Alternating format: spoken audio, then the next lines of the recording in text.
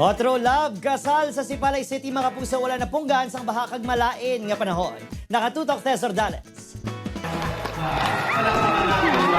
Pagkatapos gidgunos ang kasal ni May kag Marvin sa simbahan, hinali nga nagbuo ang ulan.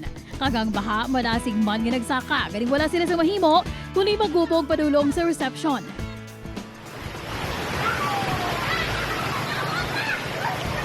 Sa baylong ma-stress, mas nangin masadya pa ang programa, halin sa couple dance, tuptop sa paghaboy sang bouquet. Ang ila mga bisita, nag-ugyon man kag nag-enjoy sa ulan.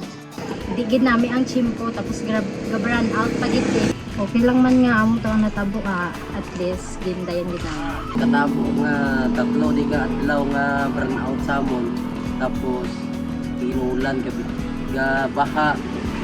Din ano lang gid Japon namon kay tugod sa amon nga pagpulanggaanay nga duha.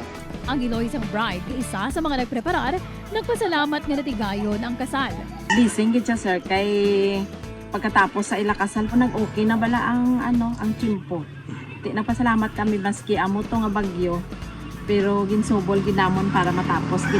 Pamatuod guno ang bagyo nga hashtag ready na sa May kag Marvin sa palabuton pa nga kabudlay nga magatakos sang ila pagigugmaanay.